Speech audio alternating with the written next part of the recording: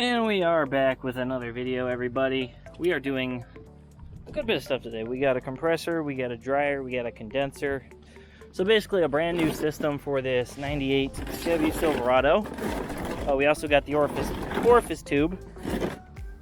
Can't forget that. So the only thing he's not replacing is the lines. So hopefully they don't leak.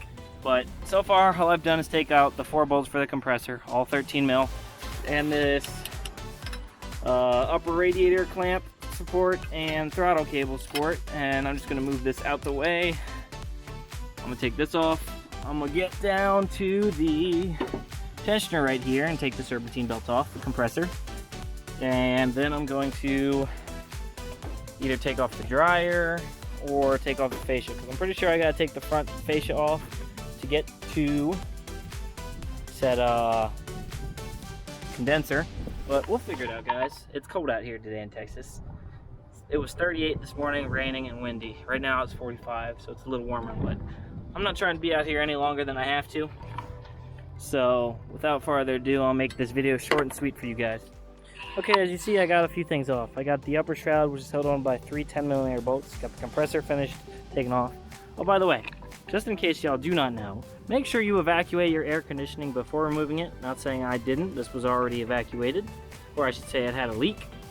I don't know. Hopefully this way, I'm hoping it won't leak again. But regardless, if you do it and someone catches you, that's a many $1,000 fine and you can be put in jail. But I got the fascia off as well. It's held on by the 2 6 or 7mm, I think 7mm bolts in the front. And then it's all these tabs on the bottom. As you can see, some of these are very brittle from being from 1998. And that gives us access to the condenser lines right here. So you're going to hold this one with the wrench and you're going to be taking this one off. So I think this one's going to be like a 19. I'm just going to use a press wrench for this one. But I'll get back to you guys with the actual sizes for this. The mounts, 10 mil, 10 mil, and then I think you pull this out actually. So I'll get back to you guys. So I got these off, guys. I didn't find the exact socket for these, but that didn't matter. I just held it there so I didn't bend the line. So I got both the condenser lines disconnected, and then I took off the center support bracket here. 13mm for both of those. There's another 7mm holding it on here. And I just slid it down there like that. And I took both these brackets out. So now, I actually think I can pull this thing out. Take off your mounts. And you got yourself a condenser, guys. Yeah, I'd say this is probably the problem. Look at it. You can see in there that fins are pushed out and this thing is bent. Very bent. So the only thing left we have to do now, I'll install this. Yeah, that's bad. That's bad. Is install the new one. Also if it came with new O-rings, replace the O-rings, guys. Here. These are the factory ones still. I haven't checked if it came with new ones. The only thing left we got is that dryer and the orifice tube. The orifice tube is inside the dryer, so in case you guys are wondering where that goes. But I'm gonna start working on getting the front end back together real quick. New O-rings, all that good stuff. Compressor I can't speak today, guys. I never can speak on camera apparently. Compressor in, new O-rings on that as well, and then dryer, and then we're gonna recharge it, or I should say charge it. So stay tuned. I'll be done in half an hour at the most. Alright, so I got the new compressor bolted in, bracket on and everything. These are the new gaskets they give you. One thing you need to make sure, ambulance, is that the old one had a connector here. It was held in by a snap ring, took the snap ring out, pulled the connector out, put it in the new one. It was kind of broken, but it still works. I'll let the customer know that it's brittle and really cracked, but it still works. So double check everything like that. Everything's bolted back on the front minus the fascia, and I'm not going to put the fascia on until I leak test this thing, or I should say until I charge it. I can't leak test it because there's no outlets near, unfortunately. But these gaskets here, these old ones, gotta come off. So let me take them off, get this bolted on, and then we'll get to the dryer, guys. Oh, don't forget your orifice tube, guys. It goes right in here. that goes in the lower spot of your condenser. And I almost forgot it.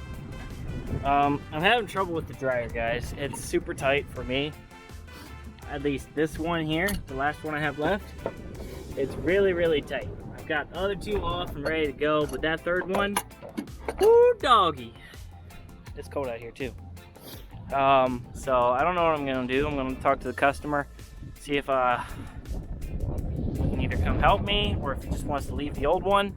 You can see it's tilted a little bit now. It wasn't fully tilted like that, but that's because I'm putting that much force to try to break it free and it still doesn't move. But anyways, let me get this orifice tube in and then I'll charge it up for you guys. Alright guys, so good news and bad news. Good news is I got that dryer off, right? Got the dryer off, got everything installed again. I didn't charge it yet. Let me see if it's still over here. This is why I did. Well, this is one reason I didn't charge it yet. This is your orifice tube. It goes in your condenser, and you can see it's littered with crap.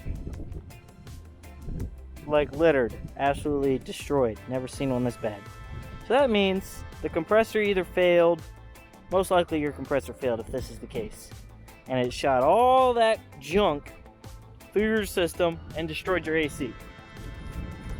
So he's damn near replaced everything on the AC except the evaporator core. I believe it's the evaporator core, which connects to your dryer. It's inside your cabin.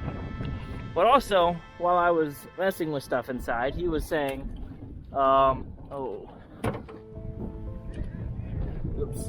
he was saying, my air doesn't blow.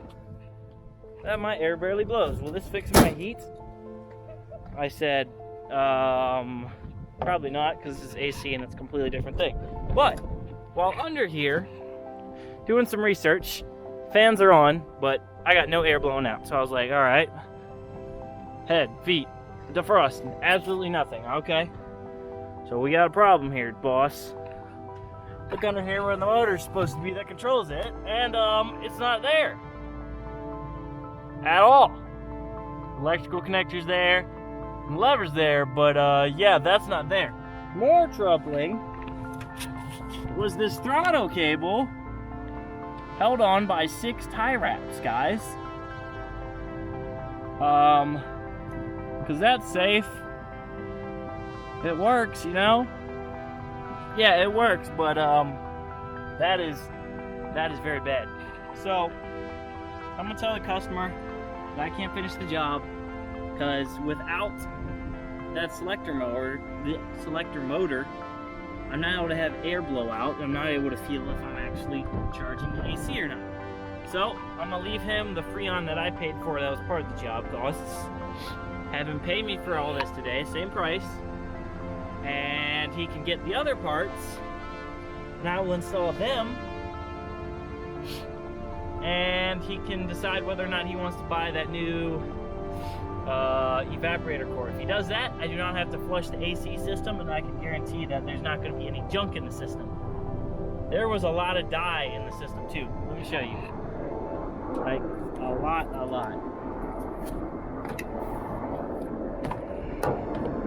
Watch this. Maybe it'll come out. Maybe it won't. Oh, there it is. All the dye that's filled up in this entire thing. So, someone tried to fix this thing before. Let me turn this thing off in here.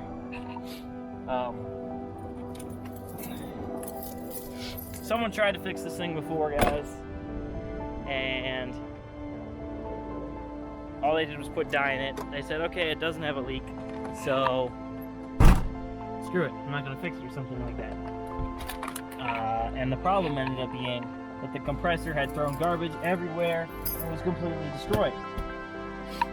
So this is probably going to be the end of this video, but there will be a part 2 to this if he wants to pay me again, have me come back out here. It's not going to be as much as I charged him today because I did a lot more than I will be doing next time. So next time I'll either be just replacing the evap core.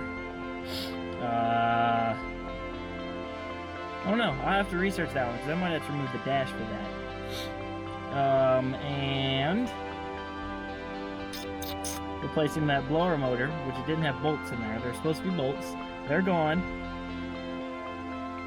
And all that good stuff. So I'm gonna call the customer right now, figure out what's going on, and you guys can expect a part 2 for this. Hopefully he wants me to come back and fix this. I want to fix this. I want his AC working good, guys. I don't want anyone not having AC here in Texas, even though it's 38 degrees right now. He picked a hell of a time to come do it. But anyways, I will see you guys next time on the next video. Who knows what it's going to be. So stay tuned for that video, and peace out, guys.